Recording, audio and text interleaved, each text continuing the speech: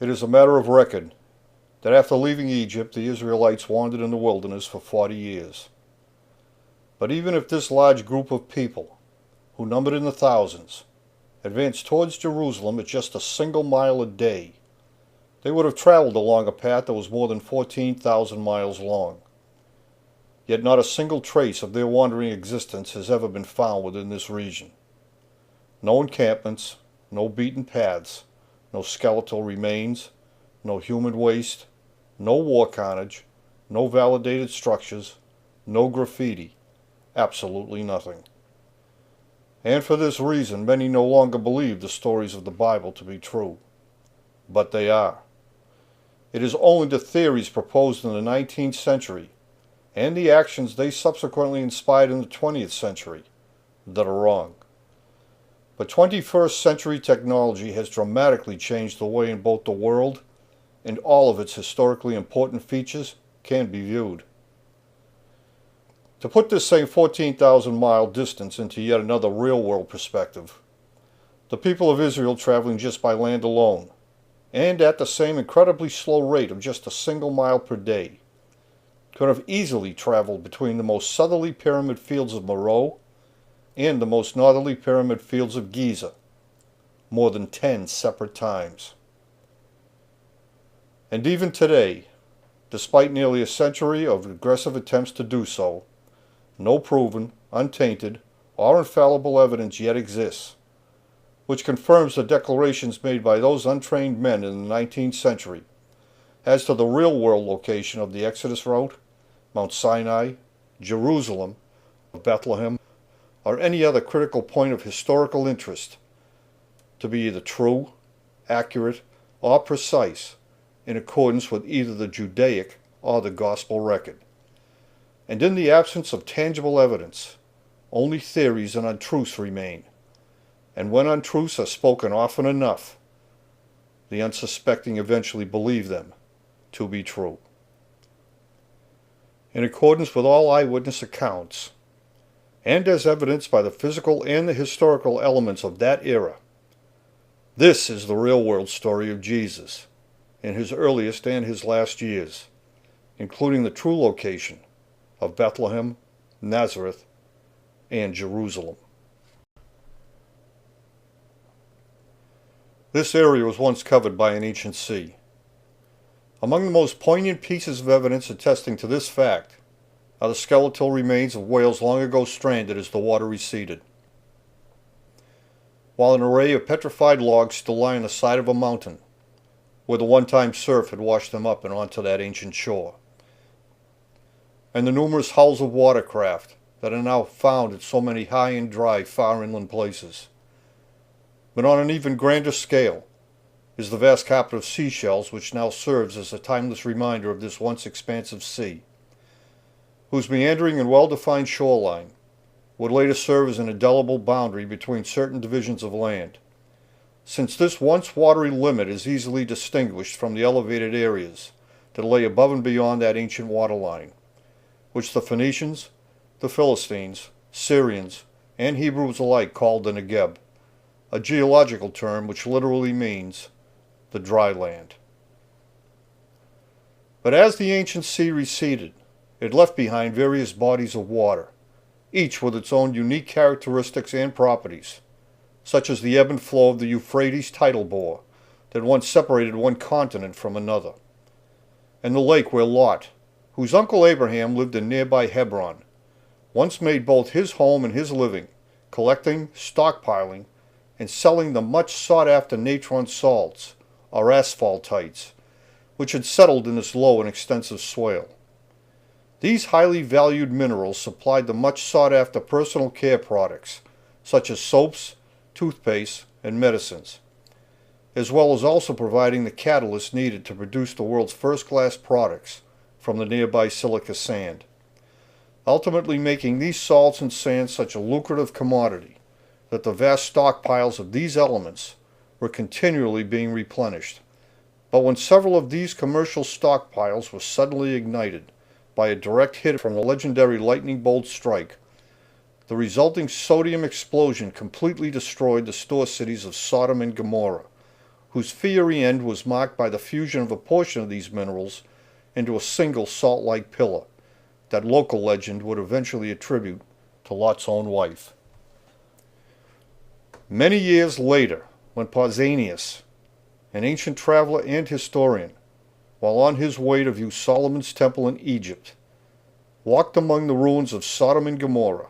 and was informed the water was so highly saturated with salt that it was impossible for a human body to sink, unless of course it was dead. And observing the water to be completely devoid of any form of aquatic life, and noting the fine death shrouds being woven from the flax plant, which grew along these same shores, and how the harvested salts were used to cleanse the body and to anoint the dead, to prepare the corpses for mummification and for eventual burial,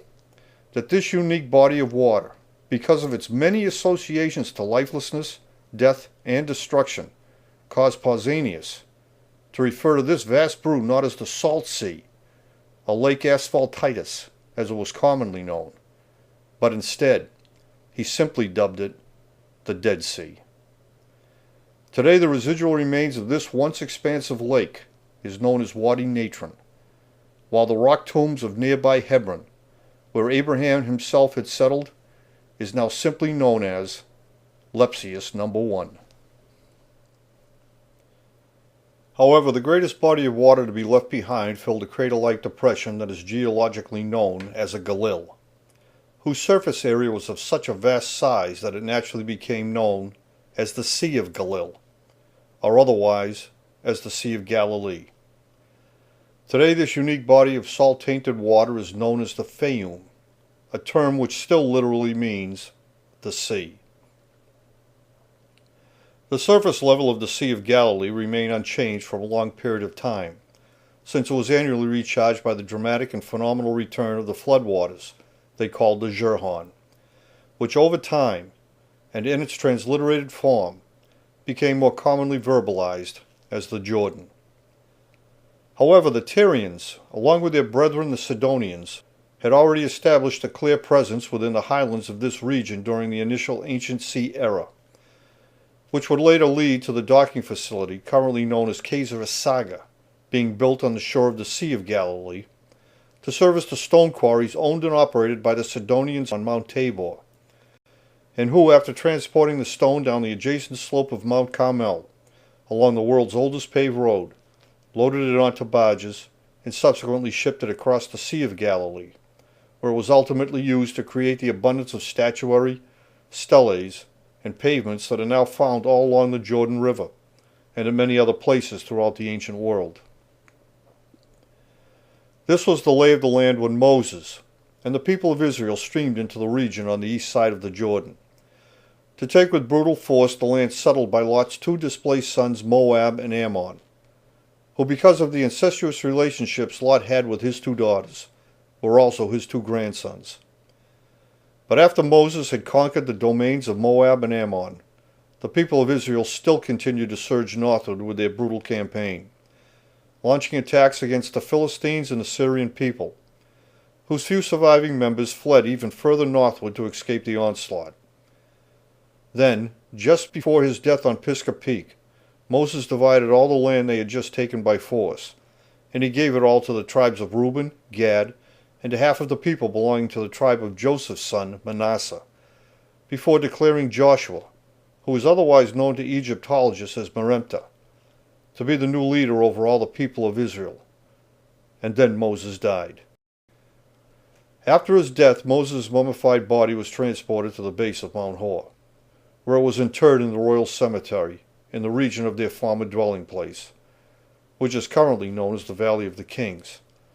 where the first commemorative mention of the nation of Israel can still be found written in stone. Soon after Moses' interment, Joshua summoned all the war-worthy men to Gilead, including those from the tribes of Reuben, Gad, and Manasseh, even though Moses had already given them the land on the east side of the Jordan River. Still, he prepared the armies of every tribe for crossing over to the west bank of the Jordan, and into the so-called Promised Land. But at that very same time, the annual floodwaters of the Jurhan were once again beginning to flow into the valley, And so the Canaanites living on the west bank of the Jordan let down their guard, since no army could ever achieve crossing against such a deep and swiftly moving current. However, because the people of Israel had lived all their lives along the Jordan, as well as having journeyed along its entire length since departing from the southern land of Egypt, they were not only intimately aware of when the annual Jordan floodwaters would arrive, but even more importantly, having traveled along the entire length of the river, they were also aware of the means, the methods, and the very place where the Jordan floodwaters could be successfully contained, albeit briefly, and to that end they had strategically prepared a dam further upstream to reduce the flow of water at the most opportune time. And so with the rising floodwaters beginning to fill the valley, and because the Canaanites had let down their guard, the dam was closed, and the floodwaters suddenly began to drop. In disbelief, the bewildered Canaanites watched helplessly as the entire Israeli army, with the symbolic Ark of the Covenant, the tangible symbol of their pledge to reach the so-called Promised Land, leading the way at the head of the column, as the army of Israel wound their way toward them along the meandering ridgeline of the Jabbok Ford, until they arrived on the west bank and entered into Jericho at Gilgal. The vastly outnumbered and bewildered Canaanites ran in panic, taking refuge within the decrepit walls of ancient Jericho, where they could only watch in fright as the seasoned army of Israel swarmed around their antiquated compound, and in such great numbers that the fragile stones began to shift, only to finally fall, and no one inside the walls of Jericho ever escaped their wrath. After witnessing the rampant pillaging by the men of Israel, Joshua reissued the order requiring every soldier who had not yet undergone the procedure to be circumcised to prevent an epidemic of transmitted diseases from destroying the might of his militia. A ritualistic initiation still memorialized just beyond the ruined walls of Jericho, where one of the earliest examples of Semitic writing was also found, along with a commemorative copy of the Ten Commandments Moses had placed into the Ark of the Covenant at Mount Sinai at the outset of the Exodus. As the people of Israel expanded their insurgency into the outlying area, a contingent of spokesmen, hoping to gain early favor with Joshua, arrived at Gilgal from a nearby village, and provided him with strategic information as to the whereabouts of a neighboring community who were planning to attack his troops. As a result, Joshua's army left Gilgal, and then a surprise attack invaded Gibeon.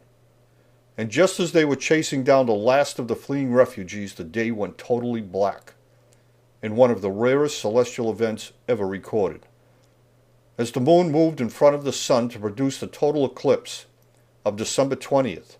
1246 BCE.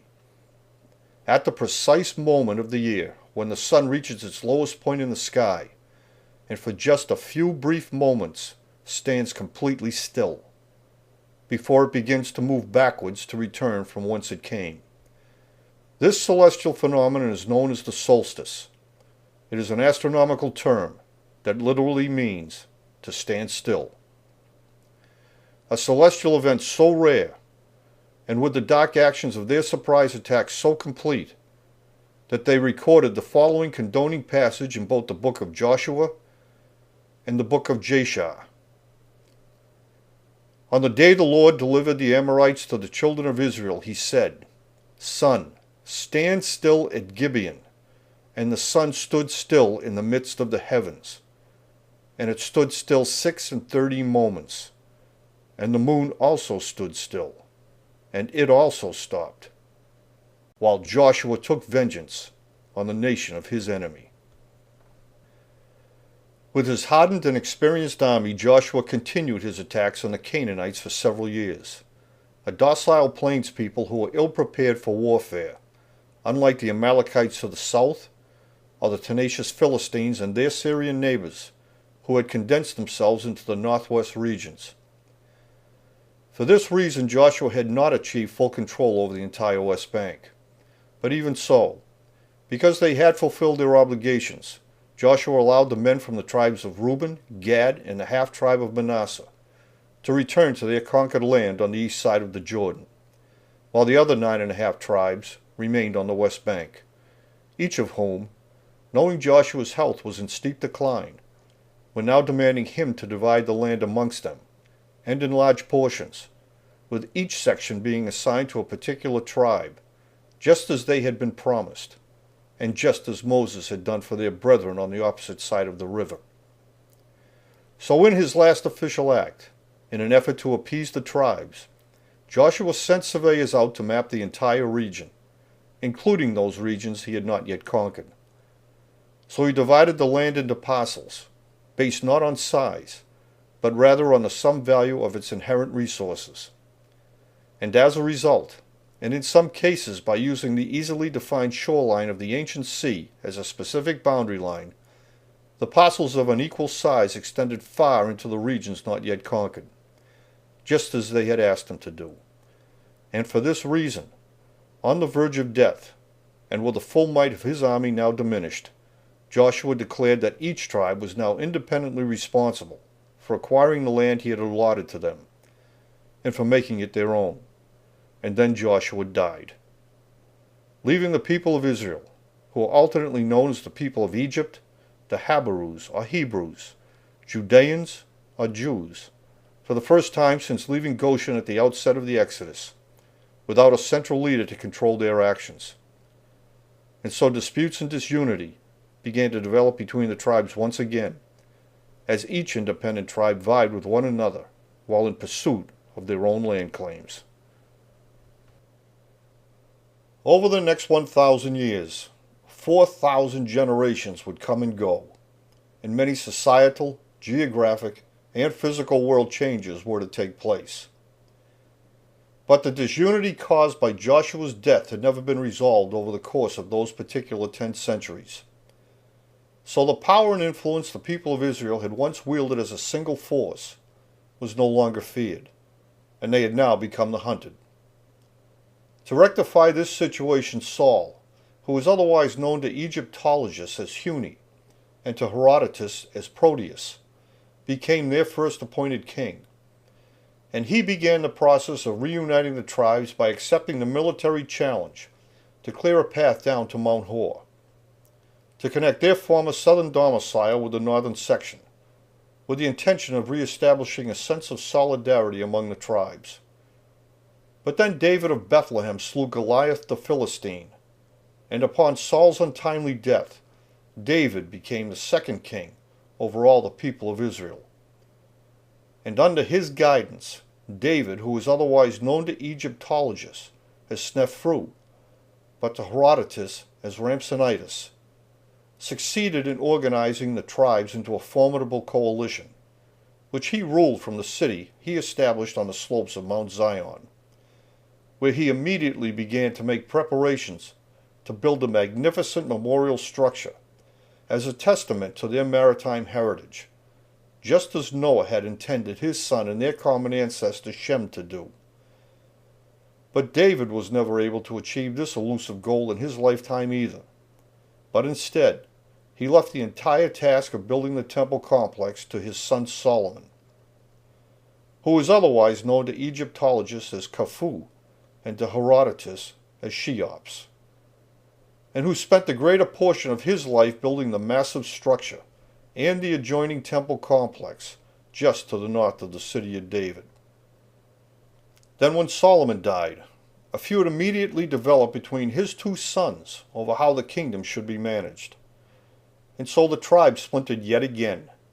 with one alliance becoming known as the Judeans, while the remaining tribes, to differentiate their domain from that of the Judeans, and whose alliance was centrally situated in and around Jacob's well, became fittingly referred to as the District of Israel, since this was where young Jacob had taken refuge while escaping his brother Esau's wrath, but who changed his name from Jacob to Israel when he returned to this area years later. As a result of this feud, the Hebrews no longer had one king, but now they had 2. And as a consequence of this split, and because of the looted wealth they had accumulated over the course of their many brutal campaigns, and the enemies they had made in doing so, each domain was now independently susceptible to an attack from any one of the outside forces they had formerly antagonized, and who were now more than eager to take advantage of the opportunity to invade and to conquer. And so it was not long before Israel's seat of government was invaded by the Assyrians, who took all those who lived around Jacob's well captive and led them away, and who were then replaced by a garrison of Assyrians who renamed the place Samaria. And in like manner, so too was Mount Zion invaded, sacked, and totally lost to the Babylonians, who also led the entire population of Jerusalem away. But before they departed, the Babylonian army made great efforts to desecrate the temple memorial, robbing it of its riches and leaving the entire area in a most unimaginable ruinous state. As a result of these many varied chaotic shifts in power, disputes, invasions, and desecrations, great portions of the past and present history of both Judea and Israel were becoming increasingly muddled and less understood. However, 70 years and several generations later, with a change of Babylonian leadership, Cyrus the Great, the king of Babylon,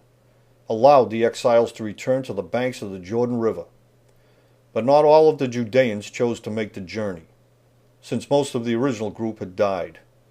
while many of them did not choose to go since they had never actually seen the celestial-based monument Solomon built as a testimonial to their maritime heritage, and were no longer inspired to do so, even though it marked with precision the whereabouts of Eden, the one-time island home of Adam and Eve, whose sinking Noah had escaped in antiquity. But for those who did return, and had actually seen the memorial monument in all its glory, but now as old men and old women looked upon the desecration it had suffered, were overcome with the greatest of sorrow. Because above all else, it was exactly where the promise to preserve their entire history had finally been achieved. And it was exactly why, with its completion, they called this geodetic marker, this navel of the earth, Jerusalem,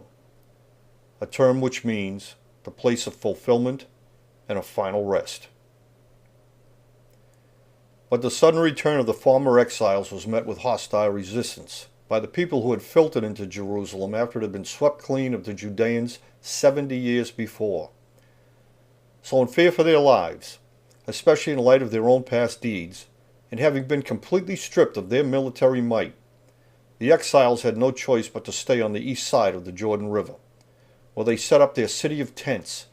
directly across from Jerusalem, where the towering monument could be plainly seen.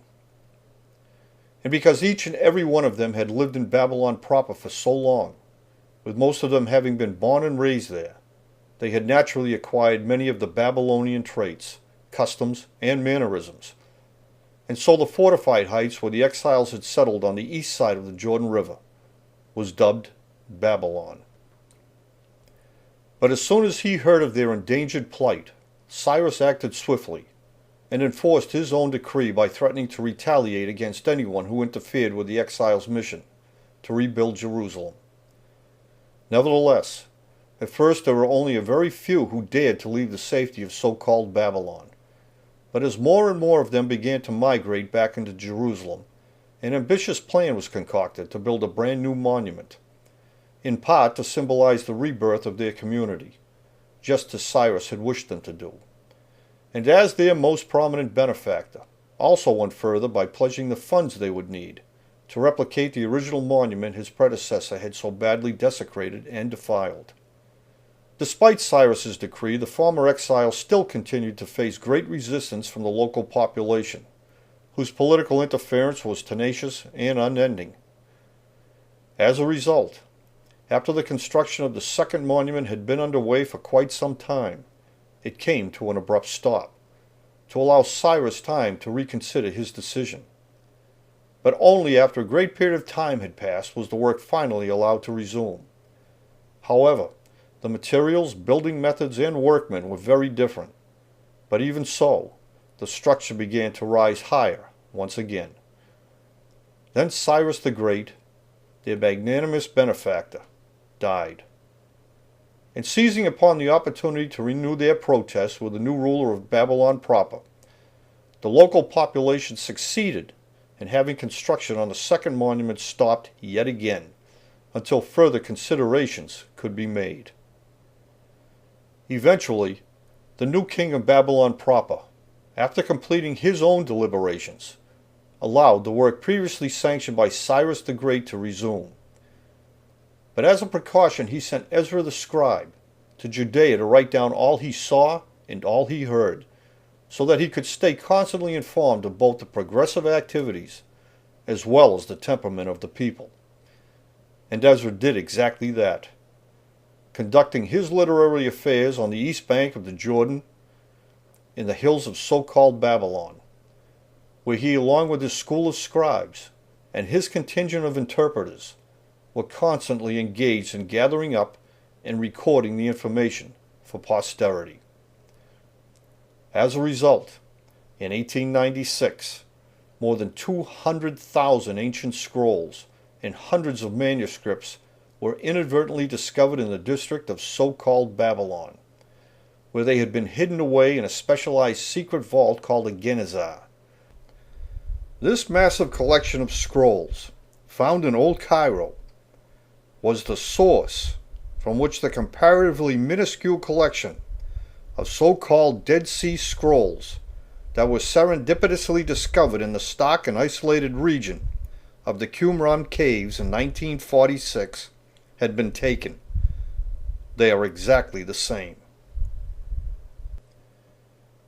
In his enterprise to present an accurate record,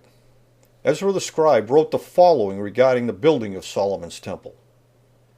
In Lebanon alone, work was carried out by 10,000 men, who worked in 3-month shifts. The structure was built from blocks of high-grade stone cut to size and smoothed on both their inner and outer faces, and the temple was finished at the end of 20 years. While in comparison, Herodotus, the Greek adventurer historian, who was in so-called Babylon, or Old Cairo, near the end of Ezra's life, and who interacted on a scholarly level with the former exiles,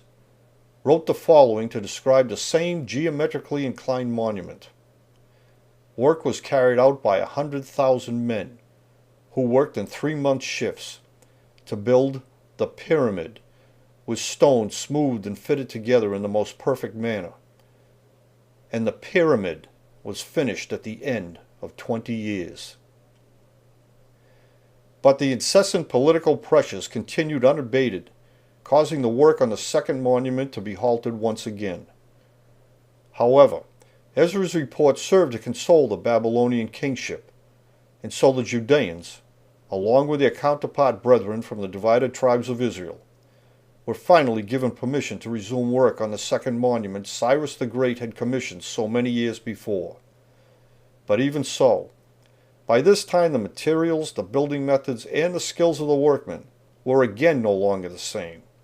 and as a result, the second monument, in its finished state, never equaled the fine craftsmanship displayed in the first monument built by Solomon. Today, the signs of these stoppages are clearly evident in both the layers and the quality of stone used to construct the second monument, whose surrounding walls still display Nehemiah's tribute to their repair. When news of these pyramid builders, who told a gripping story of how a single family had sailed away from their ancestral home just before it had sunk into the ocean, and who had also survived the ensuing tsunami of legendary proportion, and of their gods and kings and of maritime men whose knowledge of the world's oceans, and their ability to draw maps of both the earth and the sky, was carried back to Greece,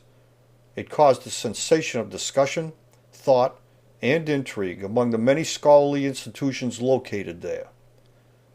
Among those who were the most inspired by these reports were Plato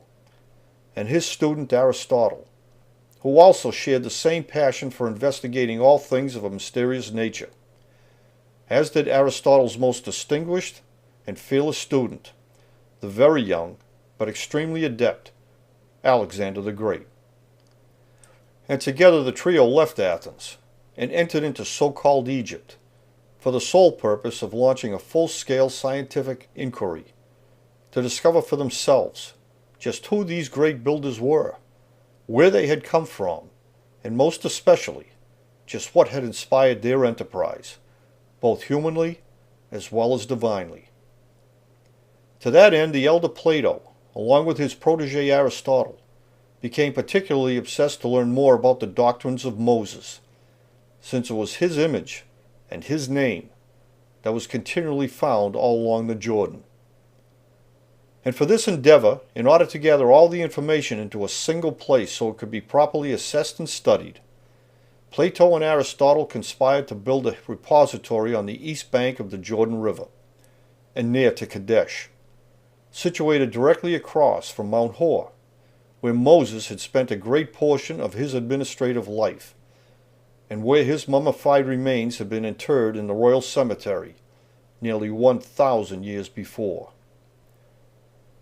In the meantime, young Alexander, along with his youthful army, roamed throughout Egypt, passing through Jerusalem, visiting Mount Sinai, and then moving on to the pyramids of Meroe, before journeying deep into the desert regions of the Red Sea, and then sailing off to Mount Ararat, where it is a matter of record that he viewed the remains of Noah's Ark, before moving on to the land of Shinar in the Indus River Valley, in their scientific quest to collect any information concerning the intriguing heritage of this ancient culture. And in every case of discovery, sending the collected material and information back to the repository, and in such great quantities that Plato and Aristotle, in thankful tribute to their young benefactor and partner, acknowledged these magnificent contributions by having Alexander's image carved into the stone of their new repository, which became known as the Library of Alexandria. Today, the entire district where this legendary structure is situated is still referred to as Thebes, a name Plato and Aristotle bestowed on it in recognition of Thebes, Greece, Alexander's birthplace. But in his endeavors, Alexander heard that a magnificent trove of scrolls and manuscripts were rumored to be hidden in a secret vault located across the river from Jerusalem, in the region of so-called Babylon, but were in immediate peril of being lost to a group of robbers who were aggressively looting in the area. So he immediately set out, and with a small yet elite contingent of men, Alexander moved swiftly, and quickly arrived in the region of so-called Babylon. But as Alexander led his men over a wall in his attempt to rout the would-be robbers, he was suddenly ambushed from above. A single arrow entered his shoulder and pierced downward, slicing deep into his body. His terrified men reacted by breaking off the feathered end and by pushing the remaining portion of the shaft further down until someone could reach up and through the crude incision they had cut into Alexander's lower side, so the arrow could be gripped and pulled through. But by now the damage was too severe and the injury too complex. And with the robbers routed, the young men transported Alexander across the river to Jerusalem, where the best practitioners were located. But it was of no use. With the pain and the injury so severe, his men sorrowfully granted Alexander the first of his two final wishes, and out of mercy and respect they helped him take his own life in a most peaceful way. Several months later, the mummified body of Alexander was placed into a golden coffin and finally laid to rest, just as he had requested, next to Moses, in the Valley of the Kings, on Mount Hor, directly across from the library which bore his Grecian name. Today, Alexander the Great is just as famously known by his adopted Egyptian name, Tutankhamun. For the next 300 years following Alexander's untimely death, 20 generations would come and go, and in that time many natural and political changes would take place yet again. And for this reason, many more historical important elements would also be eventually lost, destroyed, or simply forgotten. The Library of Alexandria, filled with artifacts, maps, and fragile manuscripts of every type, and on every subject, collected during and after Alexander's lifetime, would be lost in a fire as they were being moved to a new repository located just downstream from the Library of Alexandria,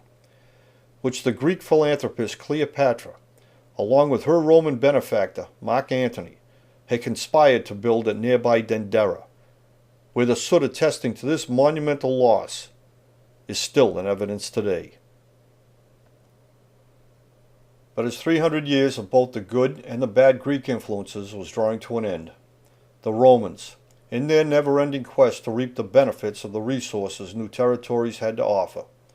continued to stream into so-called Egypt, in even greater numbers on ships of enormous size,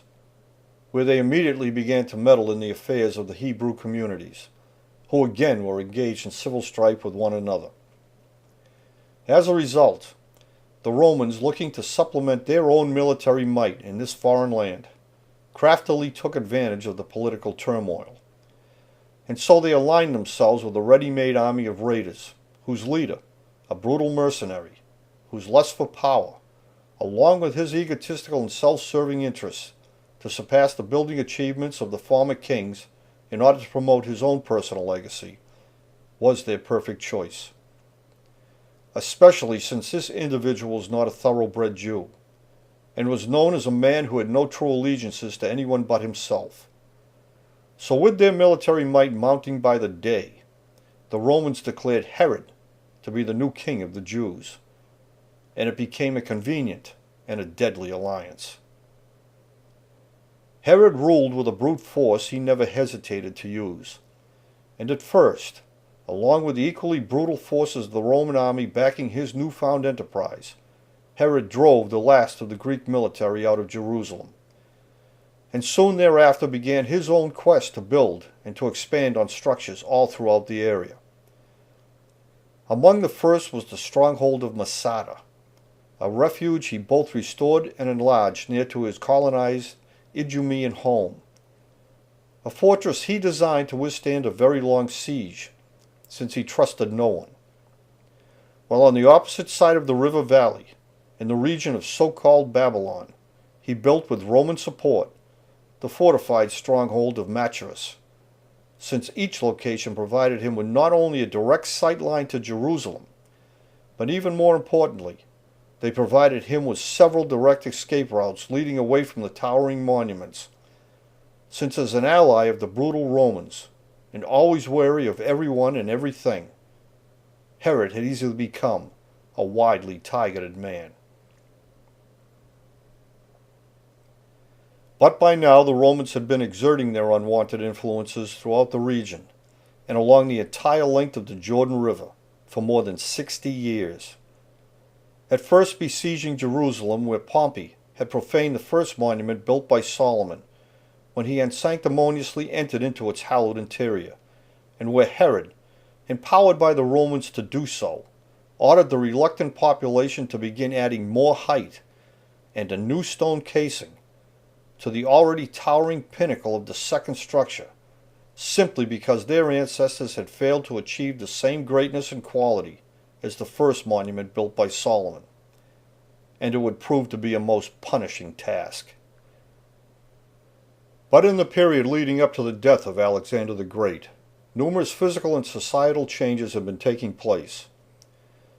The flow of water into the Sea of Galilee had been curtailed by both nature and by man, and new docking facilities and townships, particular to that pre-Roman era, had sprung up all along the shoreline, as the Greeks of that previous era had also continued to expand their academic presence all along the Jordan River, and who would, in the spirit of Plato, Aristotle, and Alexander, subsequently coordinate, transcribe, and publish under Ptolemy Philadelphus the recollections of 72 selected Hebrew historians, whose remembrances of their past were written on a certain type of papyrus called biblos, and subsequently compiled into a single manuscript, more popularly known today as the Old Testament. The condensed historical account of how and why the temple complex and the massive monumental structures situated on the slopes of Mount Zion had come to be built, and by whom. In recognition of his enterprise to rescue their tumultuous and fractured history from oblivion, the Judean community honored Ptolemy in a very special way, by engraving their tribute to him on a commemorative tablet that is more popularly known today as the Rosetta Stone, which was found just downstream from the numerous geometrical structures the Greeks simply referred to as the pyramids. In the meantime, just as the docking facility at the base of Mount Tabor had grown silent, so too were the docks and harbors established in the Grecian era left just as high and dry, as the Sea of Galilee continued to shrink in size, just as the Dead Sea and the Euphrates tidal bore also continued to do. But even though they no longer received the merchant ships as they once did, these former harbor points still served the caravans who came for the bountiful produce and timber the ever-expanding and enriched soil yielded in abundance. And with the gradual change about the shoreline and the diversity of the increasing population who lived there, new townships, villages, and regions, each one with their own distinct allegiances and ideals, continually came into existence. But even after more than 1,000 years of transitioning, the Sea of Galilee was still a most formidable body of water, along whose fertile shores fishermen still cast their nets from sturdy boats, built for them by the skilled carpenters who lived at the edge of the forest, along a very particular inland waterway, where all things nautical could be obtained, at a place they called Nazareth. But the working population of Galilee had grown weary of the constant intimidation, the ever-increasing demands, and the brutality of the Romans who had infiltrated every community center, aided by Herod, who himself had grown more powerful, more feared, and more emboldened with each passing year. And as the ranks of the Roman army continued to grow in size, so too had their personal needs, and to meet this demand the Romans imposed quotas on the labor force, who were required to supply them, and at no cost, with whatever goods they needed. It was extortion without an end, since the laborers would be working to supply, and therefore to keep in power, the very people who were oppressing them. It made no sense at all. And no area was more affected by this unjust form of tax than the industrious people who lived in the bountiful region of Galilee, where their catch of fresh fish, harvested produce, and manufactured items were garnered on a daily basis.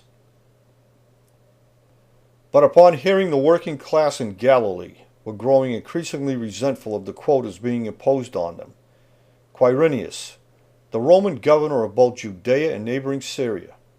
ordered a census be conducted throughout the entire land, so each society's affiliations, allegiances, unions, associations, and skills could be assessed. But most importantly, he wanted to know exactly how many able-bodied men he might be up against, so he could prepare to meet any uprising, any place, at any time, with an overwhelming force. Under threat of a sure and severe punishment if they didn't comply with the census, Joseph left Nazareth in Galilee,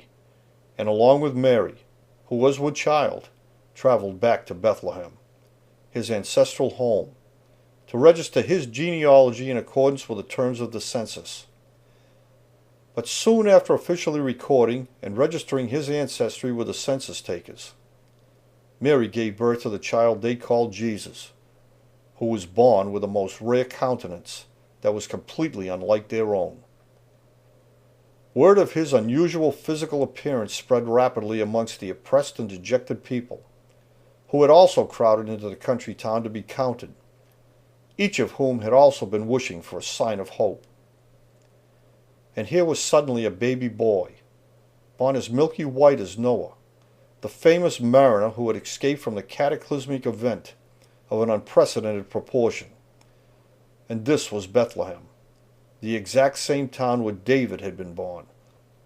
a mere shepherd boy who killed Goliath, and had then risen on his own merits to become the first full king of the Jews, and who had then steadfastly prepared his own son Solomon for the task of building the towering monument in Jerusalem, as a navel of the earth, to serve as a lasting and eternal testament to their maritime past, heritage, and their understanding of both celestial mechanics and worldwide navigation. And all of these were Jesus' ancestors, and this was their first sign. Joseph remained in Bethlehem to be sure Mary and the infant Jesus would be hardy enough to make the 3-day journey back to Nazareth. In the meantime, news of Jesus' appearance and his ancestral lineage continued to spread and caused a commotion wherever it was heard. Among those who witnessed these excited gatherings and became intrigued by the news were merchant seamen from another land, accomplished navigators each and every one, and who, by carefully measuring between the moon and a very particular star, which stood alone at the apex of the great circle of equal altitude ingeniously devised by Enoch, then used by his grandson Noah, and which now guided their own vessel across the sea, and had led them directly to Jerusalem, just as it had always done. Merchant seamen who, because of their profound and accomplished ability to navigate by the moon, the stars, and the sun, and who easily read the signs of the zodiac as they sailed the oceans of the world, were considered to be, and were thusly called, wise men. After conducting their business affairs with Herod, whose harbors teemed with merchant ships from every land, and whose commerce he controlled, the wise men were quite interested in seeing the newborn infant for themselves, especially since they too sailed their own ships along the same navigational baseline his own ancestor Noah had used, and ultimately memorialized in such a dramatic and monumental way. For this reason, the wise men asked for directions to the town of Bethlehem, and Herod, after listening intently to their odd request, and in further consideration of the widespread commotion the birth of this particular baby was causing, issued an order that all newborn males in and around the town of Bethlehem be destroyed. The wise men arrived in Bethlehem and brought with them the news of Herod's order, causing instant panic among the many families gathered there, since the brutality of Herod and his desire to remain in power at any cost was well known to everyone, since he had already publicly killed many of his own family members whenever he felt threatened by them. For this reason, the women in and around Bethlehem banded together, and along with their young sons headed northward and away from Herod's advancing men, who operated out of Jerusalem. However, soon after leaving Bethlehem, Mary splintered off from the group, and she turned westward, continuing on while many of the others lagged behind, and stopped to rest at Merimda Betisalama, with the expectation of finding refuge there. But it was not to be so. When Herod's mercenaries caught up with them, they slaughtered every mother and son, whose burials are still there to this day. Joseph reunited with Mary and Jesus at Alhambra, the unique freshwater spring located at the edge of the Salt Sea. But because they knew Jesus' rare countenance would not show up among the dead children, they also knew they would still be hunted by Herod's mercenary troops. So Joseph took Mary and Jesus, and under cloak, moving stealthily, the trio made a wide berth around Jerusalem, traveling through the wilderness, before arriving at El Matarea, where many of Joseph's relatives still lived, and who were descendants of those who had come out of Babylon proper several hundred years before, and where he, Mary, and Jesus were taken in and hidden away. But as a carpenter from Nazareth, skilled with boats and boat building, Joseph soon found suitable transport, and so the family of 3 fled the area and traveled deep into Egypt, to where the Valley of Cedar, a community of highly skilled carpenters dedicated to building specialized river and ocean-worthy watercraft, was located, just across from the Valley of the Kings,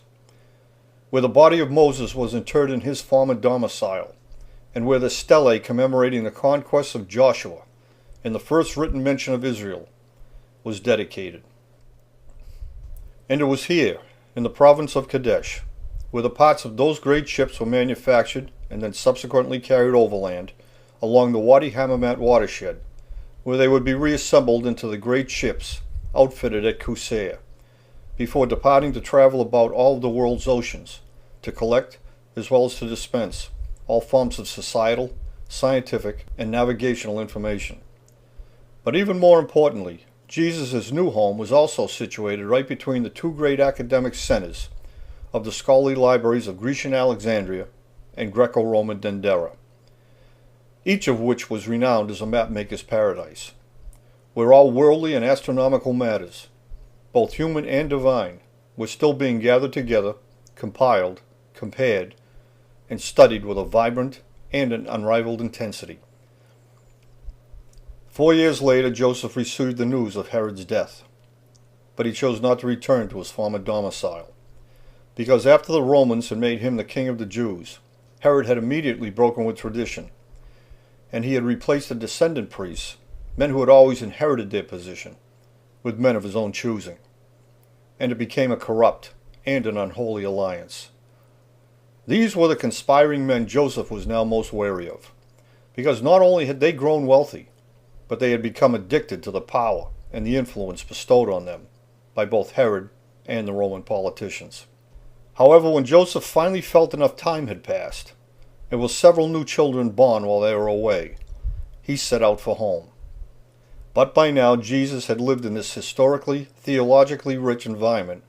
for 11 formative and impressionable years, during which time, because of his extraordinary countenance and his remarkable ability to retain all that his inquisitive mind observed, he had easily befriended the scholars, who still lived all around the nearby libraries, and who conversed with him on so many varied things, both human and divine. It was nearing springtime when Joseph arrived back in the area, with the intention of settling near his relatives in the district of so-called Babylon. But after learning the Romans had made Herod's son Archelaus the new figurehead king of the Jews, Joseph immediately changed his plans, and he took his family back to the sloping banks of the Nazareth instead. But even so, since they had been away from the area for such a long time, and still yearning to reunite with their northern friends and relatives, Joseph took Mary, Jesus, and Jesus' brothers and sisters on a journey to Jerusalem, to partake in the annual Passover celebration in remembrance of the Exodus, when Moses had led the people of Israel out of Egypt's land, and through the Red Sea in their quest to return to the so-called Promised Land. But on the way to Jerusalem, Joseph took Jesus to Simeon, a very old priest whom he still trusted, and being schooled in the ancient prophecies, Simeon immediately recognized Jesus' extraordinary countenance, and so he blessed him in a very special way. When Joseph and Mary arrived in Jerusalem, they made camp with their relatives whom they hadn't seen for 12 years. But because Jesus was on the verge of manhood, and was so astute in academic matters and learning, and so experienced in travel and worldly matters, they allowed him to roam under cover among the crowds, but always in the protective company of a relative, so he could experience all the sights and the sounds Jerusalem had to offer. And with each passing day, Joseph and Mary got used to not seeing Jesus, since he was always out and about, which was not at all uncommon. However, believing he was still in the protective company of a relative, Joseph and Mary left for home, with the expectation that Jesus would follow along shortly thereafter. But when they realized Jesus was no longer with their relative, they rushed back to Jerusalem, where they found him, with his extraordinarily different countenance in full display, conversing and lecturing the priests and visiting scholars, who always congregated at the base of the temple monument built by Solomon. It was a captive audience, whom Jesus had informed, along with so many other things of academic and genealogical intrigue, that Solomon was just one of the many famous fathers he was directly related to. Joseph and Mary were frightened by the dire prospects of Jesus' very public appearance, something they had always gone to such great lengths to prevent, since it was only 12 years earlier that Herod the Great had ordered his murder, and the Roman soldiers, his contingent of corrupted priests, the Herodians, and all of their crafty agents were everywhere, prowling through the crowds, a fact which only caused Joseph even greater concern, because many of the men who had gathered around Jesus raised a boisterous protest as he led the young man away. Joseph, Mary, and Jesus left Jerusalem and swiftly returned to Nazareth. where Jesus explained to them how inspired he had become by finally seeing the soaring monument his many fathers had had a hand in building, and their resolve to memorialize their maritime heritage. But after listening to the sincerity in his voice and seeing the light in his eyes, it did little to console Joseph and Mary, who was saddened knowing there was only one thing they could do in a great hurry to both protect him and to fulfill his most desired request. And shortly thereafter, Jesus disappeared.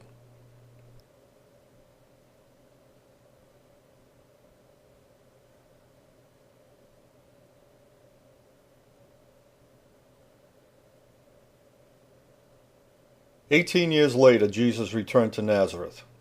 where Mary still lived along with his 4 brothers and his several sisters, some of whom he had never even met. But in his maturity, his unique countenance had dramatically enhanced his physical appearance, and there were some in Nazareth who were frightened by his presence, but yet it caused anyone who saw him not to look away. But Jesus soon discovered the despair in Galilee had not abated, even though in his long absence, Archelaus, the son of Herod the Great, was no longer king of the Jews, but had been replaced by his brother Antipas, who was now the figurehead ruler of Galilee, where serious talk of a revolution was brewing among the new generation of laborers, who, unlike their parents, were unafraid of the consequences they might suffer at the hands of the Romans, since they had nothing much to lose. And for this reason Antipas also took up residence in his father's former citadel, as he too had grown afraid to visit Galilee. But to reach a higher level of understanding of these matters, Jesus left Nazareth and set out for Jerusalem, where he came upon the son of his mother's good friend, a bear of a man of his exact same age, who in full view of the massive memorial structures, was using the floodwaters of the Jordan just as they began to rise, as a symbolic means of conveying a reminder for the consequences of living a corrupted life, just as the floodwaters that had washed away all the corrupted people in Noah's day. But despite John's kind-hearted and robust, lovable manner, it was a harsh baptism, as he plunged each and every pledge into the water and held them there until the last of the bubbles had disappeared. And when he finally brought them gasping to the surface, they truly understood how great a gift they had been given. It was a rebirth, a new mindset, a new realization of a greater power, and the appreciation of life itself. A time to speak out against tyranny and to uphold the dignity of life, no matter what the personal cost may be. So John took Jesus, whose physical appearance had so captivated him as well, and in full view of the temple monument, he plunged him into the floodwaters of the Jordan on the shores of Bethany, at the Mount of Olives, and Jesus confirmed his pledge to create a new beginning. Soon thereafter, Jesus went off by himself into the Judean wasteland, where for 40 days he reflected on all of his life experiences, and those of others as well, just as John had meant for him to do. When Jesus returned to Jerusalem, he climbed to the top of Solomon's temple, where he stood upright and balanced against the lunar winds, with the whole world at his feet, and for one brief moment he silently wondered to himself just what would happen if he were to suddenly cast himself down from the top of that great height. But Jesus descended downward into the vastly troubled realm of Jerusalem, and as he made his way back towards Nazareth, he both startled and captivated all he greeted in salutation. But upon reaching Jacob's well in Samaria, Jesus received the news that Antipas, simply to satisfy his lust for a young woman, had arrested his friend and confidant John the Baptist. But Antipas, fearing the people would riot at the news of John's arrest, since the robust, kind-hearted, and lovable John was so well known and so well liked, Antipas had him imprisoned at Matras, the fortress stronghold his father Herod had built many decades before on the east side of the Jordan in the region of so-called Babylon. When Jesus arrived back in Nazareth, and because Joseph was no longer with them, Mary asked Jesus, as her eldest son, to escort her to a wedding she had been invited to in Cana, And Jesus, having lived his entire life on waterways of every type, set out for the wedding with his mother Mary, where he would use his skills to enhance the water into wine. And soon word of this event, performed by this very different man, spread quickly throughout the region, but most especially among the multitude who were the most outspoken critics of the Romans, and who had taken refuge in and about the old fortress-like docks built centuries before on the slopes of Mount Carmel. But when Jesus returned to Nazareth, he was stunned by the news that Antipas had beheaded John the Baptist, the son of one of his mother's dearest friends, and for no other reason than the young girl whom he lusted for had asked him to. The thought of John's head being delivered on a platter to Antipas and to his demonic maiden would prove to be yet another major turning point in Jesus' life. And to reflect on John's memory, his kindly manner, and the ensuing baptism pledge he had made, Jesus went off alone to a desolate spot so he could focus his plan. When he returned to Nazareth, and for the first time since arriving in Galilee, he began speaking out against the rampant injustices being brutally imposed on the meek by those who sought only power and influence by accumulating wealth they had not earned. It was a vicious cycle, and it was being operated by a vicious regime, whose members easily plotted and murdered without fear of reprisal. It was extortion by intimidation, and it was wrong, and he said so. But for this reason the people of Nazareth became frightened by his words and his presence, believing his sermons would only bring more harm to their already impoverished community. So Jesus, in consideration of their feelings, and because Antipas controlled all of Galilee, set out for Capernaum, where the less afraid had already formed a coalition, especially on the nearby slopes of Mount Carmel. And as Jesus, driven by his passion and his principles, made his way along the shoreline of the sea, he stopped and called out to Simon and Andrew, who were out fishing from their boat. And then further along he did the same when he encountered James and John, who were mending their nets with their father Zebedee. And when he passed through Bethsaida, he had also been joined by Philip. And arriving with his companions, Jesus soon began sharing his thoughts with all those who came to hear him speak in the various synagogues of Capernaum, whose ruins can still be seen today in the region now known as Caranis, a Greek term which literally means the Lord's town. But Jesus didn't restrict his message of passive resistance to the synagogues of Capernaum, but instead he traversed all of Galilee, where he delivered his sermons at every local gathering point. And for the first time, for as long as anyone could remember, the people of Galilee were becoming less and less afraid and more hopeful that the oppression could be resolved without further conflict,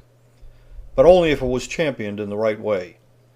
And as Jesus moved from one place to another, the fame of his deeds, his words, his manner, and his extraordinary countenance began to spread among the travelers, who in turn carried the news of this man and his message to all the adjoining regions, and soon great crowds of people came from all around to hear his voice and to see him for themselves. But as his reputation as a healer also continued to spread throughout the distant communities, the sick were brought to him in great numbers as well, and the crowds grew steadily larger until Jesus, overwhelmed by the constant outpouring of emotion, would often leave in the early morning darkness and go off into the wilderness to heal himself as well. But in time these sojourns into the desert were also discovered, and Jesus found it increasingly difficult to find any place where he could be alone, to reflect on his own most innermost thoughts. And it became an increasingly common occurrence that whenever he returned to the shoreline, or walked among the villages, he was mobbed by the crowds, who always followed him wherever he went, their voices calling out, their hands reaching out, until the only thing he could do in so many cases was to retreat to the shore, where he would get into a boat and, pushing off, would speak to the masses as he floated along the beaches of Galilee. However, because his principal companions were mariners, and because he too was a master sailor, having lived his entire life on and along the various waterways of the world, Jesus began to spend more of his time sailing away from the crowds to refresh himself and to meditate, but only for the sole purpose of returning to them with a sound mind and body. But on one particular day, after the crowd had forced Jesus to retreat to the waterline, despite the best protective efforts of his companions who had gathered around him, they again found themselves with no other choice but to seek refuge in a boat. And setting out from Capernaum, they sailed 12 miles to the opposite shore, where Jesus selected certain members from those who had accompanied him on that particular day, and he led them up into the mountain, where he made them his principal disciples. And when they came down, they returned to Capernaum with a greater understanding and purpose. However, on the day Mary arrived in Capernaum along with Jesus' brothers and sisters, they couldn't get through the crowd of people, but could only hear Jesus speaking to the masses as he floated just offshore. And then Jesus and the disciples sailed away and landed in the district of Gennesaret, where Jesus left his companions on the shore and went by himself, alone, up into the mountain. When he returned, Jesus had his disciples cast their nets into the water to feed all those who had congregated there on the shore, in anticipation of his return. And soon thereafter Jesus retreated to the boat, and after speaking to the crowd who was standing on the shore, they returned to Capernaum. But not to be deterred in their quest to see Jesus' exceptionally different countenance for themselves, and to hear his voice, and to gain hope and inspiration from his words, many of the local fishermen, along with their families, had now begun to follow Jesus' frequently watery excursions in their own boats. For this reason, Jesus, in his need to find solace, to rejuvenate his own spirit, made plans to set out on the longest journey of all, because not even the stoutest mariner would ever attempt a trip of that magnitude at that time of the year. But Jesus made his preparations, and along with his reluctant disciples, who as experienced mariners themselves knew only too well the perils they faced. But even so, they set out for the district of Gerasene. But the 35-mile journey was the longest one the Sea of Galilee had to offer, and on the way Jesus had fallen asleep, but was suddenly awakened by the frantic voices of his disciples, who instantly realized their greatest fear had become a reality.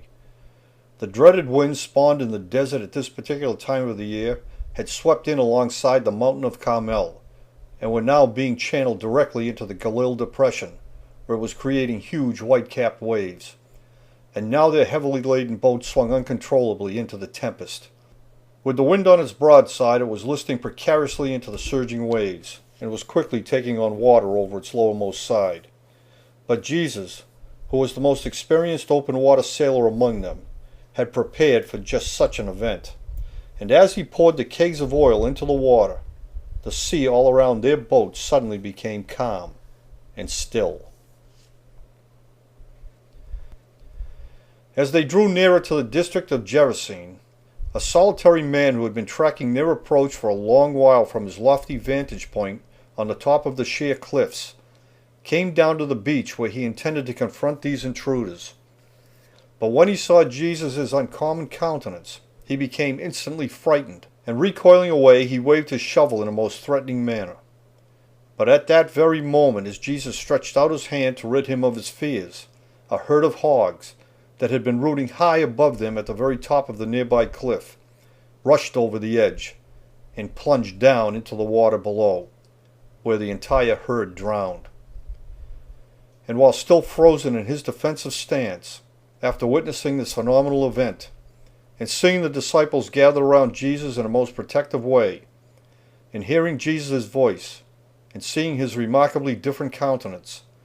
the man suddenly realized he was in the presence of someone very special, and who obviously had remarkable powers of influence. And so his demeanor softened, and his agitation, his fear, and his threatening stance suddenly disappeared. And soon thereafter the man rushed off to report this miraculous event to the people living in the nearby 10-towns district of Decapolis. When their respite had ended, Jesus and his disciples returned to Capernaum, and together they went out among the various branches of laborers and their oppressed families. where they continued to deliver their message of strength in numbers through passive resistance, and their mission to keenly unite them into a single and unwavering spiritual power. And as their message and their mission continued to gather momentum, it began having a profound effect on the powerful political and priestly coalitions based in Jerusalem, since the commodities they had so long depended on to build their wealth and to retain their power was diminishing in both substance and quantity by the day. But just as worrisome to the priesthood,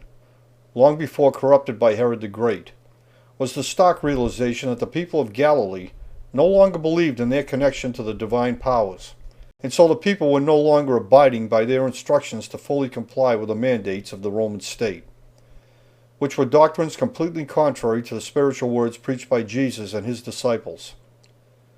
But now the priests, made wealthy by their crafty alliance with the Romans, found themselves being ridiculed on a daily basis, and now more than ever were being viewed not as spiritual guides, but rather as political collaborators disguised in priestly garments. And knowing if they lost their ability to keep control over commerce-rich Galilee, they would also lose their lucrative alliance with the Romans as well. And so they called for a great meeting to determine just exactly what they must do to stop Jesus and his congregation from spreading their word. However, unbeknownst to them, Jesus would never forget the despicable injustices suffered by his kindly friend John the Baptist, when the corrupted priests of Jerusalem never once spoke up on his behalf, nor did they ever speak out against the atrocity John had suffered, but instead they had chosen to remain craftily silent about the entire affair, since it was in their best interest to do so. When the travelers heard Jesus had returned to Capernaum, the camps emptied out, and he was quickly mobbed by his admirers. Among the crowd were Mary and Jesus' siblings, but yet again they were not able to get close to Jesus. However, when Jesus discovered they had come to Capernaum, he sent for them, and amid the bustle of the crowd Jesus took them down to the shore. And getting into their boats, Jesus left Capernaum, and along with the disciples, took them all back to Nazareth. And while they were there, Jesus, his disciples, and his brother James used the opportunity to preach among the villages of the surrounding countryside. While at the same moment in Jerusalem, the news of his notoriety had become the frequent topic of conversation, not only among the priestly hierarchy and the political circles, but his message was also reaching the commoners who lived there as well. And as this movement gained momentum and the news of Jesus' vast powers continued to spread, it eventually reached the ears of Antipas, who was living on the east bank of the Jordan River, in the region of Perea. And when he discovered for himself Jesus' birthright, his uncanny influence over mind, body, and soul, Antipas became very much frightened with the prospect that Jesus was the embodiment of John the Baptist, who had come back to haunt him. But by now, because the Romans had begun to move more forces into the area surrounding Galilee, Jesus and the disciples knew their presence only imperiled the people who lived there. For this reason, it was necessary to remain vigilant and to stay one step ahead. And so the disciples, who were always armed, unless they had been instructed otherwise, left Nazareth with Jesus, and they set out for the protective confines of the opposite shore. But when they arrived in the desolate spot, hungry and tired, they were taken by surprise when a crowd of people came toward them from the nearby Grecian colony of Ptolemais, bringing with them a small boy who gave them the bread he was carrying, which they shared with all the others before Jesus and the disciples returned to their boats. And as they floated out and away in search of an even more desolate spot, where they could discuss their plight without any interruptions, Jesus spoke to the gathering, and then they were gone. After they had shared their concerns, and with a deep yearning to be alone with just his own thoughts, and to rejuvenate his spirit, Jesus encouraged the disciples, who were his constant companions, to return to their home port at Bethsaida, so they could spend time with their own families. But just as importantly, in doing so, they were to gather the most recent news, with a plan to meet up again at the isolated island of Gennesaret at the designated time. So Jesus went up into the mountains alone, and the disciples departed for Bethsaida. When he came down from the mountain, Jesus set out for the security of the island of Gennesaret, where he was to rendezvous with the disciples. However, as he waited for their arrival, a thick fog with a heavy rain engulfed the island and blanketed the sea. Standing on the shore, Jesus heard the disciples calling out as they struggled against the blinding conditions in their errant search for the tiny island. Hearing their familiar voices, Jesus waded out into the storm. And coming up alongside their boat, he gripped it with his firm hands, astonishing the disciples by his sudden and unexpected appearance, whose misty silhouette seemed to be virtually walking upon the surface of the water, and whose ghost-like apparition peered in at them, even though they were 5 miles out on the Sea of Galilee. After the storm had passed, the disciples informed Jesus that a contingent of priests from Jerusalem, escorted by even more Roman soldiers, had just arrived in Capernaum, and were about to begin an intensive search for his whereabouts. So they quickly left the island, and under the cover of night landed on the beach of Gennesaret, where Jesus, uncharacteristically becoming an inconspicuous solitary figure who would not draw any attention, immediately set out for the desolate region of Sidon, to begin a 50-mile trek to the now high and dry borderline of Tyre, a district that had long ago been established on the shoreline marked by the ancient sea. Leaving on his journey just days before the Roman patrol sealed off the northern routes in the region, where the growing ranks of the most outspoken critics of the Romans, and who were regarded by many to be among the most earnest supporters of Jesus, had taken refuge, and were now living in and around the formidable and fortified mountainous confines of the Watchtower district. In the meantime, the disciples, making it a point to reveal Jesus was not with them, lingered there for a while in order to further thwart and confound the covert efforts of the Romans and the priests from finding him. But soon after establishing this fact, the disciples departed on an extreme journey, sailing along the shoreline to the remotely located 10 Towns district, where they would once again reunite with Jesus, with the expectation that by the time they met again, the fruitless search for Jesus along the northern shoreline would have come to a frustrated end, since it was well known that the unpopular priests never remained in the area any longer than was absolutely necessary. However, the early arrival of the disciples at the 10 Towns district had been detected, and a small crowd of people were also waiting when Jesus walked into the camp. And after sharing their food and freshly caught fish with them, Jesus and the disciples set out for Dalmanutha, where they could discuss their latest strategy in a more private setting. Then several days later, after they had concluded their deliberations, they left for Bethsaida, where many of the disciples had family, and where 70 of their most loyal compatriots were waiting, so Jesus could properly bid them farewell. But soon after their meeting, because the Romans, along with their mercenary agents hired by the priests of Jerusalem, were still prowling all throughout the area, and not wishing to bring any harm to the people of Bethsaida if his presence among them was detected, Jesus and a select number of his disciples immediately crossed over to the massive geologic formation they called the Watchtower, because of its protectively unobstructed view of both the land and the sea, a fortified hill where the greatest number of their most dedicated and staunchest loyalists lived in the many caves they had honeycombed into its side. But despite their unannounced and sudden arrival at the Watchtower,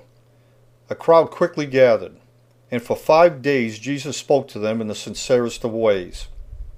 But on the 6th day he took Peter, James, and John up into the mountain, where he revealed to them his innermost being, and explained to them just what the future would bring. But with the news that skirmishes with the Roman military were breaking out at so many locations throughout all of Galilee, and not wishing to jeopardize the well-being of those who had taken refuge in the Watchtower, should his presence there be detected, Jesus and the disciples prudently set out for Magadan, to find out for themselves if what they were also hearing about that part of Galilee also being sealed off was indeed true, From Magadan they covertly journeyed into the provincial region of Roman-held Caesarea Philippi, where they soon heard that Pontius Pilate, the new Roman prefect in Jerusalem, in his quest to send a message, had recently authorized the butchering of 13 people from Galilee. After gaining this news directly from their area resources, Jesus confided in his companions, and he told them again just what he had to do to prevent any more atrocities from happening. Since it was he who the politicians and the corrupted priesthood of Jerusalem were really seeking out, simply because of his popularity, since Jesus, the greatest of all humanitarians, had always preached restraint and had never resorted to inciting violence. And even though the disciples were against it, Jesus had already decided he would go to Jerusalem for the Passover celebration, where he would walk unafraid among the masses. But first, he would return to his adopted hometown, where he would speak to his congregation for the last time. And so they secretly made their way back to Capernaum. They arrived in Capernaum undetected, but it was not long before a sudden surge of activity alerted the Roman-sponsored tax collectors, who quickly reacted by confronting Jesus, insisting he pay a tax, expecting he would not oblige them so they could order his arrest with probable cause. But Jesus didn't fall victim to their ploy, but instead he sent Peter to quickly fetch a fish and a coin to satisfy his debt, and shortly thereafter, under the cover of darkness, they left Capernaum. Going by way of the forested areas, they made a wide berth between and around the Roman camps, circling around and doubling back, to re-enter the west bank of the Jordan River at the border of Galilee and Samaria. And by the time Jesus and the disciples had reached Jericho, they had been joined by a great crowd of followers, many of them from Galilee, who were also marching along on their way to Jerusalem in a show of solidarity. However, in tribute to the memory of John the Baptist, Jesus bypassed Jerusalem and, being both emotionally and physically exhausted, went directly to Bethany on the fringes of the Mount of Olives, to the same place where he had pledged himself to do only what was right, just before John had plunged him deep into the floodwaters of the Jordan,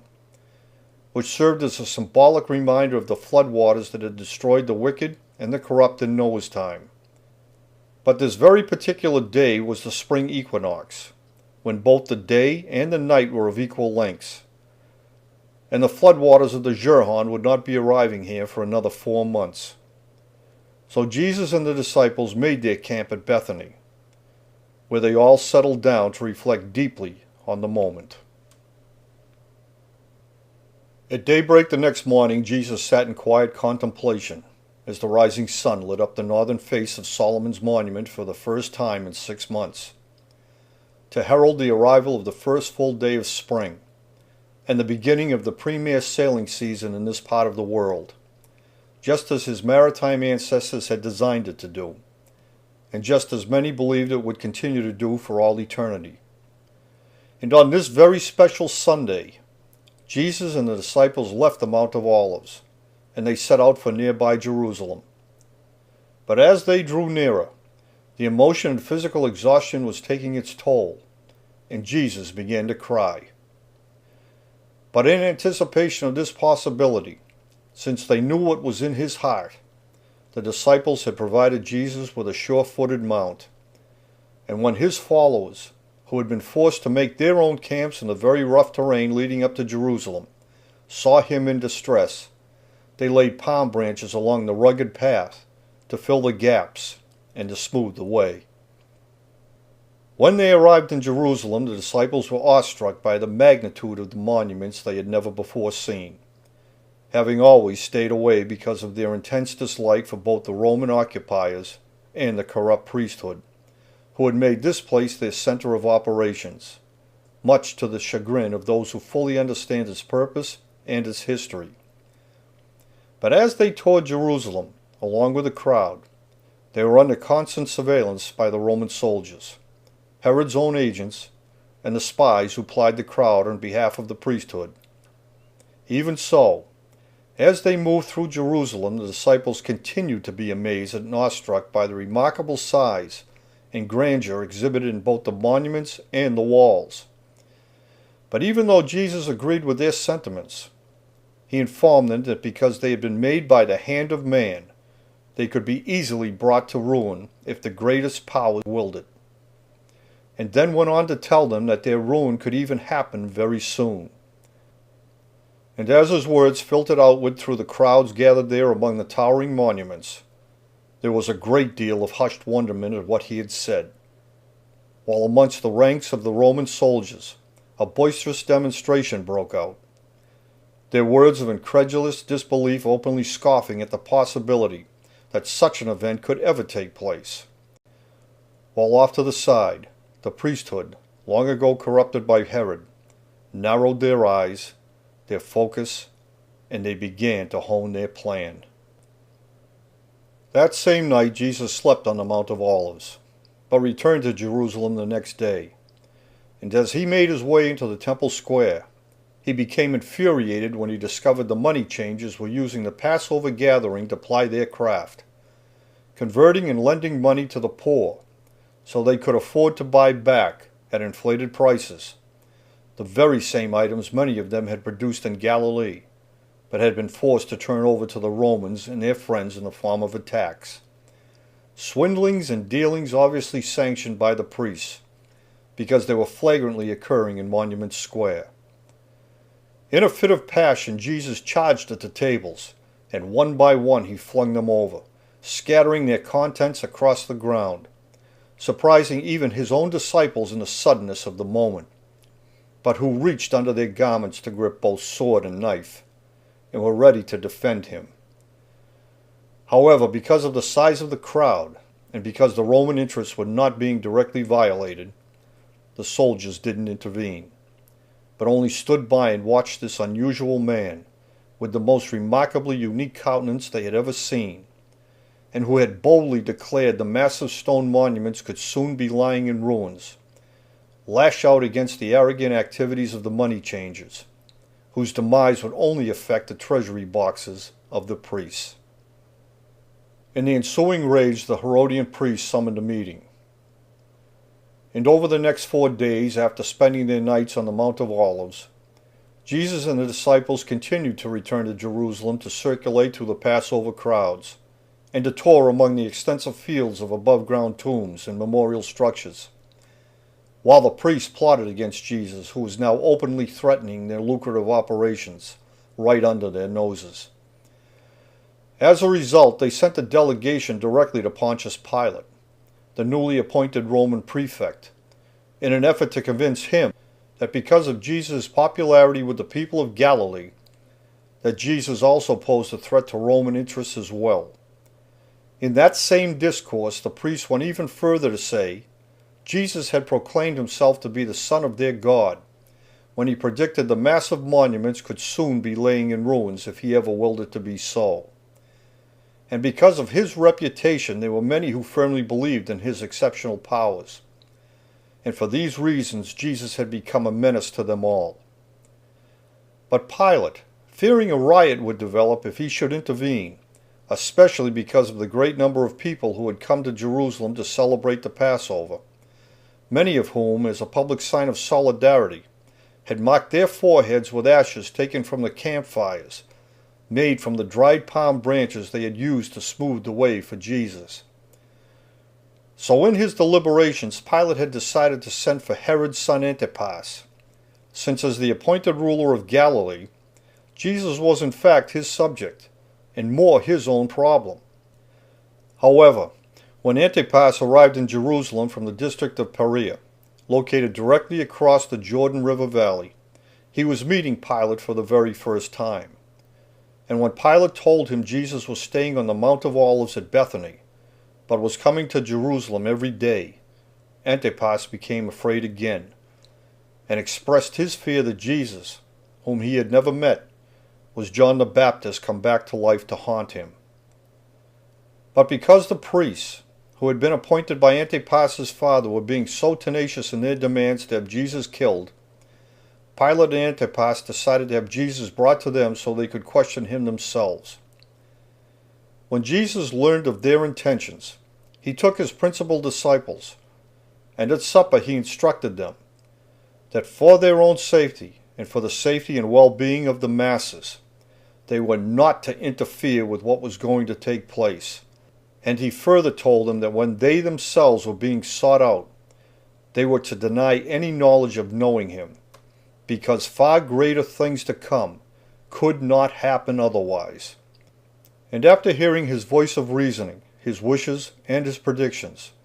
there was an outpouring of various emotions and questions all around. But Jesus calmed their fears and told them exactly what they must do. However, despite his request that they must preserve themselves, otherwise there would be no one left to carry on his work and to spread their humanitarian message, there were still those among them who found it extremely hard to separate themselves from the well-being of their most remarkably gifted and skilled companion, friend, and longtime mentor. After the supper had concluded, Jesus and the disciples returned to Bethany. But it was a restless period of hushed discussions and sleepless hours. And at dawn, on Sunday morning, 1 week after he had first arrived in Jerusalem, Jesus crossed the Kidron Valley. And it was not long after that they had arrived in Gethsemane that the priests sent their agents to get him. But Simon Peter, who was always the most eager to fearlessly engage any threat,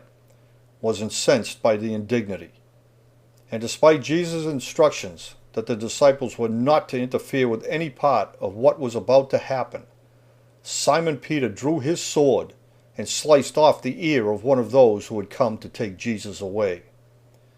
But Jesus, adhering to his own decree, stepped forward and quelled the altercation. And the agents, not willing to engage any further with the disciples, took Jesus into their custody, and they brought him to Pontius Pilate, who together with Antipas was seeing Jesus' remarkable countenance for the very first time, and was struck by the aura that his physical presence commanded, and they could not look away. But despite the questions asked of him in the several various languages of that time, Jesus remained stolidly silent, his sun-like eyes burning with a passionate repose that set him apart from any other man they had ever before seen. But when Jesus finally broke his silence, knowing what his fate was going to be in any case, he offered them no reason to detain him. However, the priests, knowing how insightful and wise Jesus was, had prepared for this eventuality, and so they had coerced and bribed a multitude of like-minded people to call for the death of Jesus. But Pilate had found no fault with Jesus' demeanor or with his answers. There was no blasphemy to support the priest's allegations. And as he pondered his predicament, Pilate's wife stepped out from the shadows. And as she looked into Jesus' eyes and saw his countenance and felt the air of his physical presence in this foreign land so different from her own, she was gripped by an instinctive feeling of impending doom. And so in a frightened voice, as Jesus peered deep into her soul, she whispered into Pilate's ear, begging him not to do Jesus any harm. And 3 days later, after several attempts to save Jesus' life, Pilate dipped his hands into the water taken from the Jordan, and he symbolically washed his Roman hands of the entire affair, releasing Jesus to the priests and to the mob they had created for their own benefit,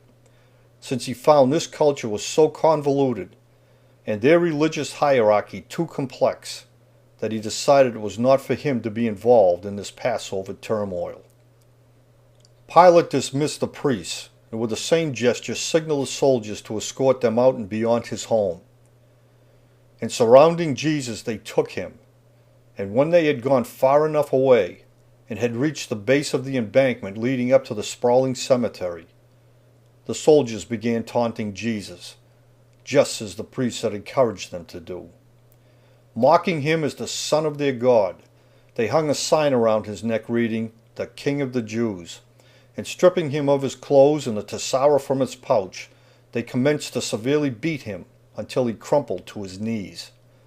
And then, pressing a crown of thorns deep into his long illuminated hair, they wrapped him in a purple robe of royalty, as they jeered out loud for everyone to hear, pointing, calling, and gesturing for him to knock down the massive structures, just as he had said he could do, so he could save himself. But throughout the entire night, Jesus endured. It was a testament to his faith and to his unshakable resolve to do only what was right, just as he had pledged to do, and just as Enoch had done. But it was also the disciples' most challenging test of faith as well, by not interfering just as they had been instructed, for the sake of greater things to come. It was a heart-wrenching scene, as the disciples watched the desecration of this man, who never wished to resolve any conflict by inciting harm to anyone.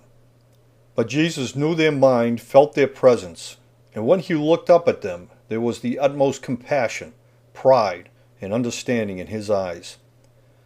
And through the blood and the pain cast in that tragic moment, he saw them for exactly what they were: the bravest and most ferociously loyal men he had ever known. Men with whom he had laughed and confided, and who had learned the lessons of restraint he had taught them so very well in preparation for this moment, and who now relied on this same inner strength to hold back the other loyalists from interfering, just as they had been asked to do. And there was agony, and there were tears, but above it all was a display of the greatest kind of faith.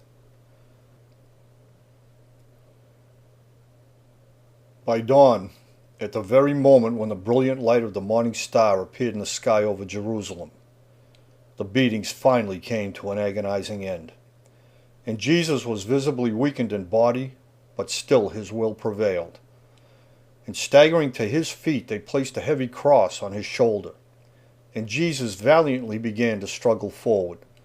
the blood and dirt, dried and caking, creating a stark contrast against his milky white skin, the crowd of people following, the little sign dangling from his neck, while the corrupt called out, jeering, pointing, still insisting he destroy the temple to prove he was the Son of their God. But then Jesus fell to his knees. The cross had become too heavy for him to bear, the hill too steep for his beaten body to climb. But because Passover would begin in only 12 hours, with the rising of the full moon, the priest stepped forward and demanded the Roman soldiers do something to hurry the situation along, when at that very moment a robust traveler from Cyrene happened to approach the crowd on his way to Jerusalem for the Passover. The soldiers grabbed him and led him over to Jesus, and for a brief moment their eyes met, and in a compassionate manner Simon from Cyrene lifted the cross and hoisted it to his own shoulder,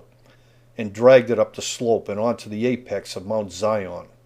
to the place they called Golgotha, Skull Hill,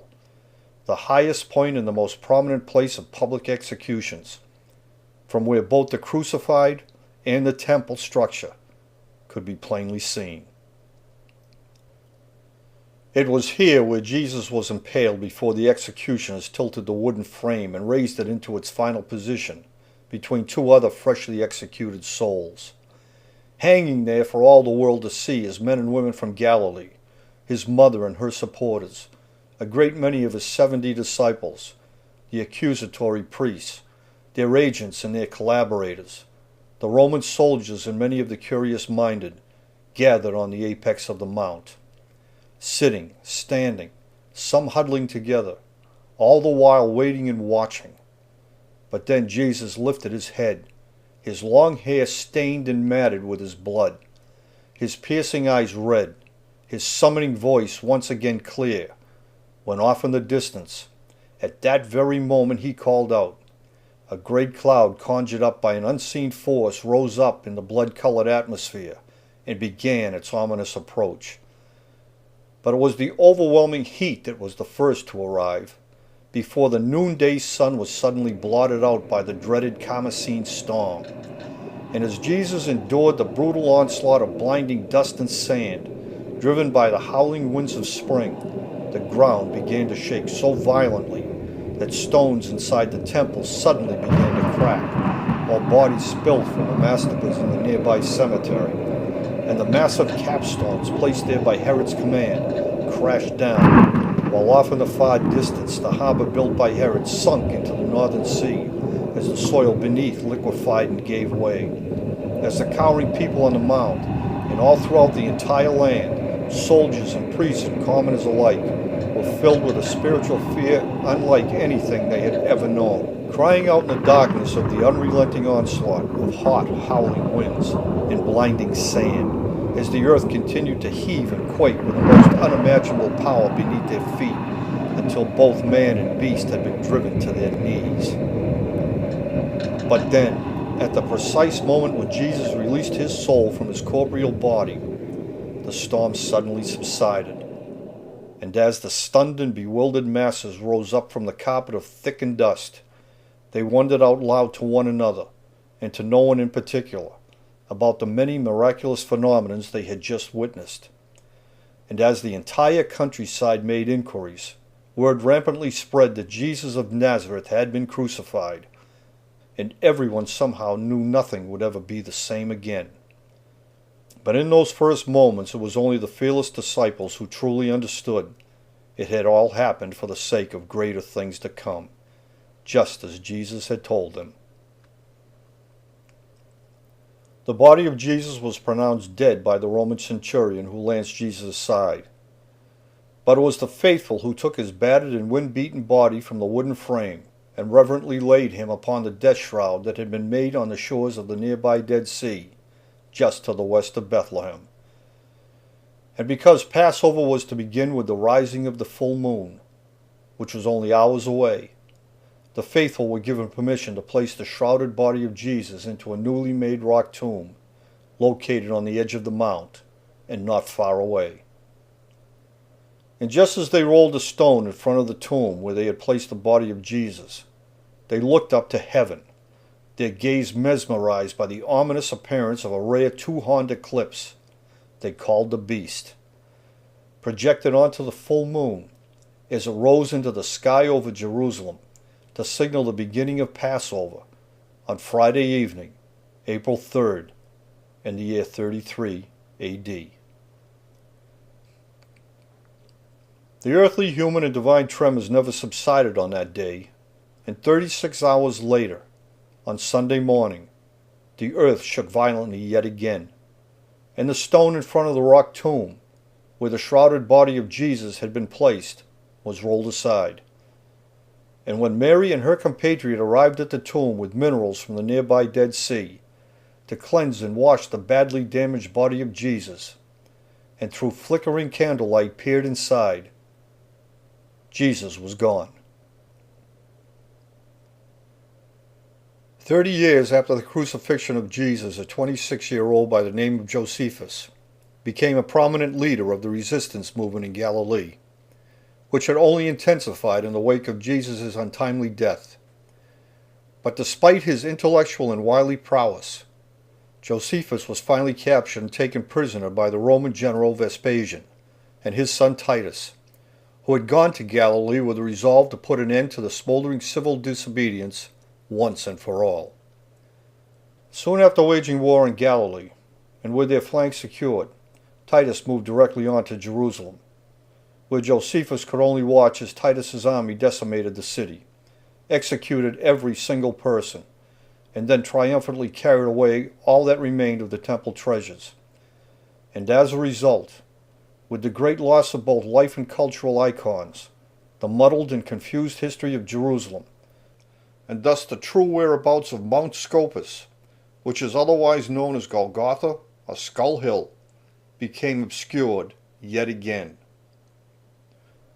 As a reluctant eyewitness to the complete obliteration of Jerusalem, and as an intellectual who had studied such matters, Josephus instinctively knew the entire history of the region was once again on the brink of being lost to posterity forever. In recognition of this, and having traveled extensively and intimately throughout both Galilee and Jerusalem, Josephus was compelled to write a voluminous memoir, which he addressed to his like-minded scholarly Greek audience, where among the trove of other critically important facts he preserved were these keen insights concerning the telltale characteristics of Jerusalem. Monobisa sent her bones, as well as those of Azadis his brother, to Jerusalem, and gave the order they should be buried at the pyramids which their mother had erected. They were 3 in number, and distant no more than 3 furlongs from the city of Jerusalem. Josephus, Antiquities of the Jews, Book 20, Chapter 4, Paragraph 3. While to the northwest is Mount Scopus, an elevated plain that lies 7 furlongs from Jerusalem, from whose enhanced height a view of the temple can be plainly seen. Josephus, Wars of the Jews, Book 2, Chapter 19, verse 4 and 7, and Book 5, Chapter 2, verse 3. Now about this time there was a wise man, if it be lawful to call him a man, for he was a doer of wonderful works, a teacher of such men who received the truth with pleasure. He drew over to him many of the Jews and many of the Gentiles. He was the Christ. And when Pilate, at the suggestion of the principal men amongst us, had him condemned to the cross, those who loved him did not forsake him, and the tribe of Christians, so named from him, are not extinct to this day. Josephus, Antiquities of the Jews, Book 18, Chapter 3, verse 3. Today, in testimony to those tumultuous times, the gate of Vespasian still stands where it was erected nearly 2,000 years ago, right in the midst of the ruined synagogues, where great crowds of people had once gathered together to see and to hear a very special teacher speak, in Capernaum, which is otherwise known as Karanis, a Greek term that literally means the Lord's town. The name of Vespasian, along with the name of his son Titus, the invaders of both Galilee and Jerusalem, can still be found right alongside the names of so many other Greek and Roman invaders, benefactors, and scholars, who in each their own quest to gain historical immortality, and as tradition dictated, etched the symbols of their adopted hieroglyphic names into the numerous walls and buildings that span the entire length of the Jurhan River, from the most southerly pyramid fields of Meroe and the most northerly pyramid fields of Giza. Adding to the physical, literary, and topographical evidence that is so abundant and so plainly presented that it stands in stark contrast to the unsupported theories proposed by those few untrained men in the 19th century, and the events and actions they subsequently inspired in the 20th century, as they still continue to do. Today, like the Exodus route taken by Moses, the route taken by Jesus also exhibits the physical and historical elements of that particular era with equal clarity. Evidence is indelible as they are precise in accordance with every eyewitness account concerning the travels, the trials, tribulations, and ultimately the spiritual power embodied in one single man, whom the hopeful simply knew as Jesus of Nazareth.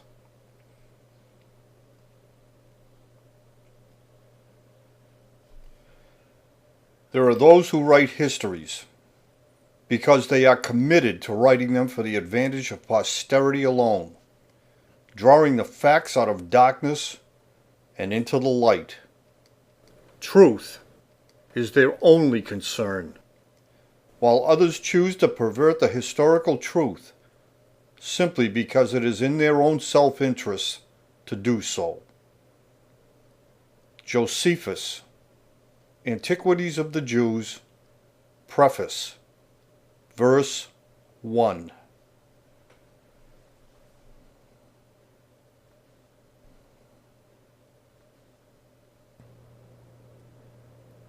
The Siege of Masada in 73 AD was the site of the final obscuration concerning the true whereabouts of Nazareth, Galilee, and Jerusalem. In recognition of this fact, and with the greatest of foresight and diligence, these many collective decimations became both the inspiration and the passion of Josephus, and his monumental effort to preserve this information for posterity, lest all be lost and forgotten. This is the essence of historiography.